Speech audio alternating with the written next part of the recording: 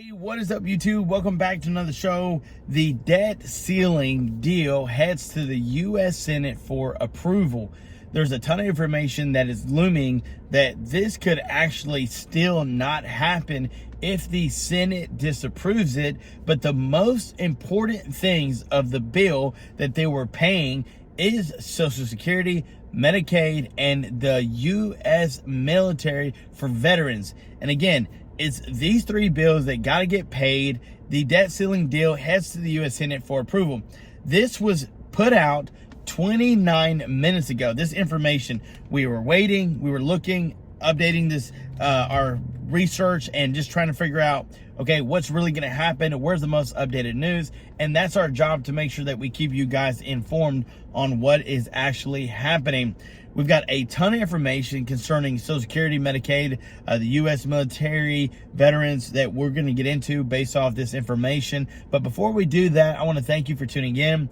Guess what? Tomorrow is the giveaway day. We're going to do a live stream that afternoon for a chance to win one $25 Amazon gift card for a lucky subscriber. All you got to do is join the family and let us know you're supporting, and you'll have a chance to win. We'll put your name in a drawing. We'll make that drawing, and then we'll see who wins. But guys, thank you so much for tuning in. Smash that like button if you appreciate this news. So let's dive in.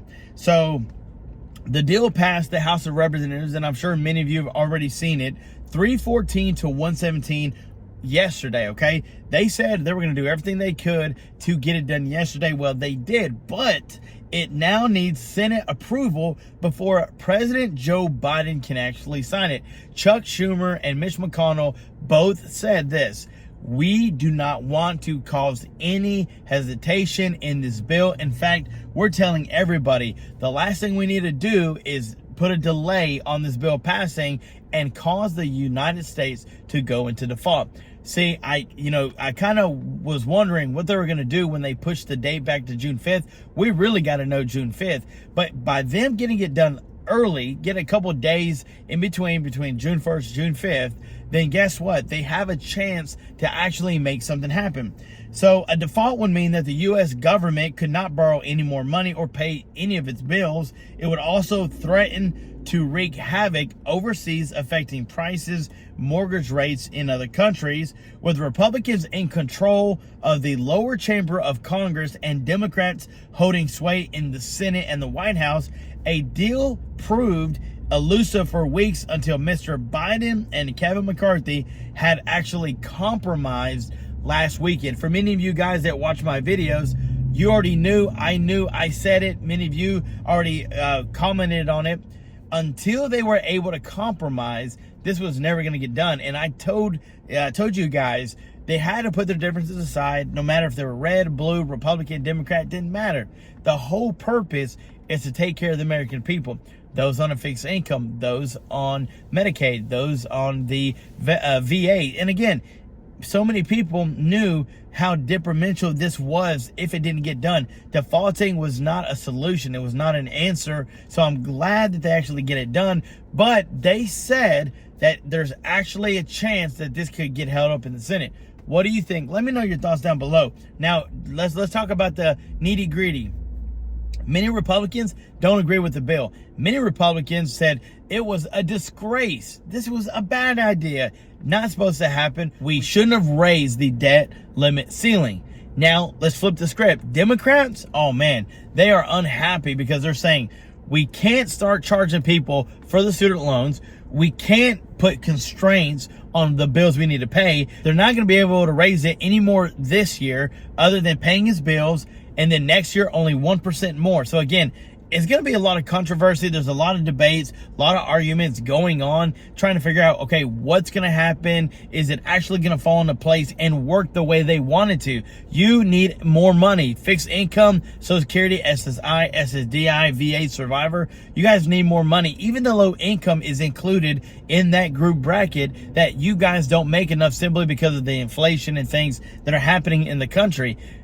Us defaulting would have definitely made things 10 times worse. So I'm super happy that they did not default. But what I am kind of a little concerned about is it seems like they just threw it together, sign, approve. is this really what's the best for our country? I put a community post out about, what, hour ago. Many of you guys said, we do not need to raise the debt ceiling. I understand it. Why? Because guess what? It puts us in bigger debt. Just because you have $10,000 on a credit card, that don't mean you maxed it out. And if you max it out, that don't mean they're going to give you more money. They're not going to give you any more money till you pay it off.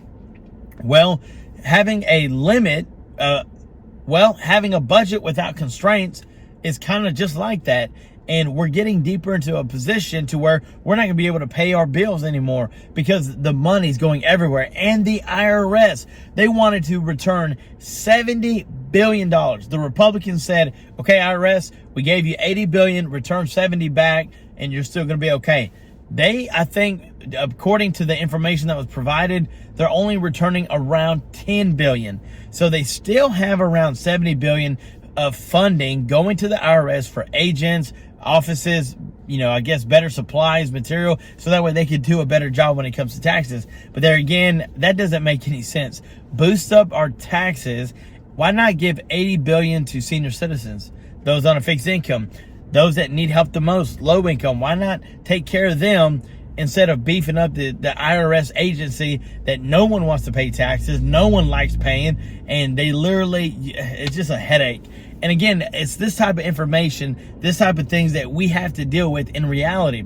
You and I can't tell them where to send that $80 billion. They get to decide. They get to decide when to send money overseas, other countries. We don't get to decide, hey, let's take $80 billion, let's take 50 of that, and let's put it towards our senior citizens and those on a low income, those on a fixed income. Let's take the other 30 billion and let's put it to secure our borders so that way we're safe within our country.